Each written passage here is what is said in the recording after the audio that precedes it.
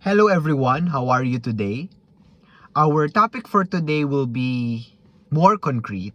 It's different from our usual philosophical rambling. Recently, I've been reading this book. It's an old book published in 1997, so 3 decades ago. And it's entitled The Millionaire Next Door.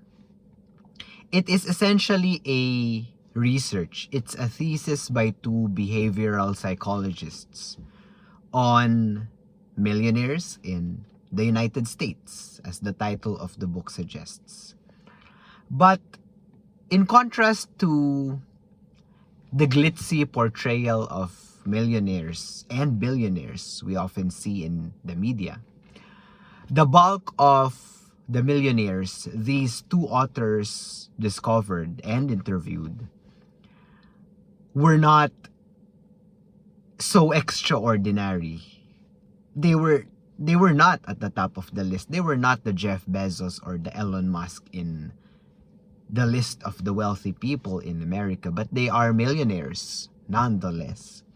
And majority of these millionaires, as the authors found, actually had incomes, cash inflows that were significantly lower than their age cohorts. They had salaries which were lower than their counterparts in medicine, doctors, their counterparts in law. And at first it seems perplexing. Why would these people with lower incomes end up becoming millionaires? And in fact, as the authors found, many, in contrast of the doctors, of the lawyers, of the high-income earners they surveyed, their net worths were actually not even close to $1 million. In fact, there was one particular example by the authors. They interviewed this surgeon who, needless to say, had an excellent cash inflow. The salary was approximately, well, during that time, it was high, and it still is high now, nearing 600,000 US dollars annually. But the lifestyle was so lavish. The surgeon had 3 homes, 2 of which he was not renting out, so it's just dead property. He would not be caught dead without wearing the latest designer clothing. His suits were bespoke. His watches were at least 2,000 US dollars each. And mind you, he had at least 10 watches.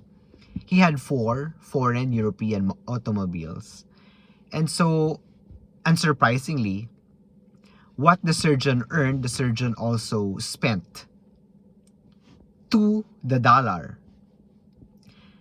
And the net worth of said doctor is actually not even close to $1 million. In contrast to this person is, I wouldn't say lonely. He's still a businessman, but he owns a small janitorial firm which provides services primarily to their locale. In the Philippines, perhaps if there are Filipinos watching, the equivalent is a barangay. So the customers of the small janitorial firm is their particular locale, which is very small. But the target market is very, very concentrated. It's very focused.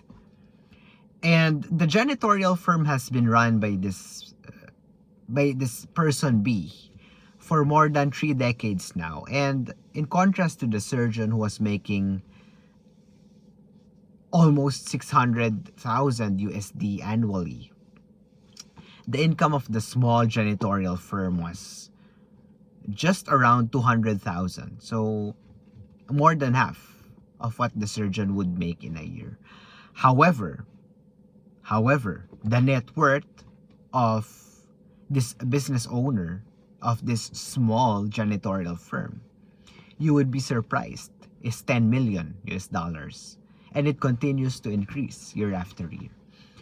And the researchers found that the clincher, the reason between the wide disparity in the net worth, is not really how much income was going in, not really the salary, but rather how much was being saved.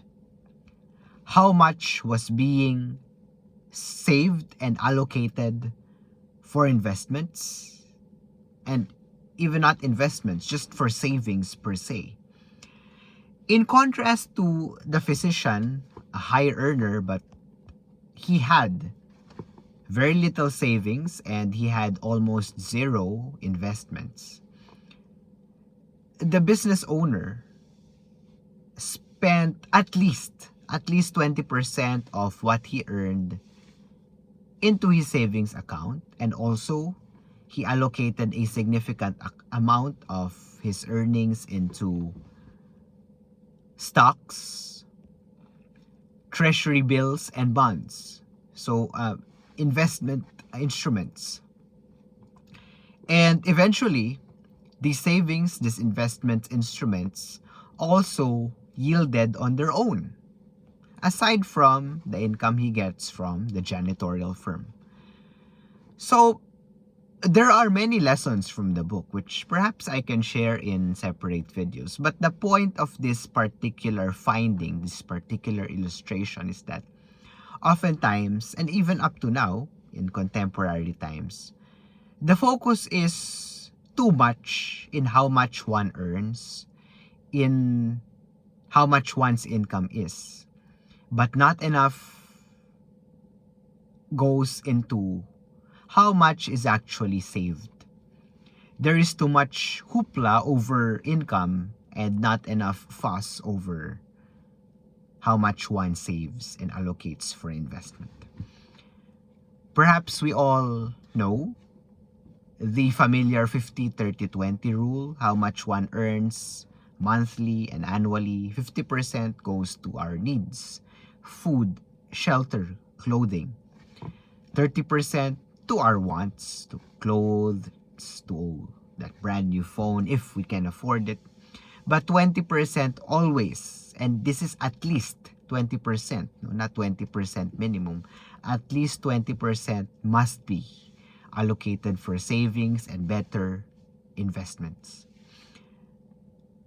In the long run, savings would trump income.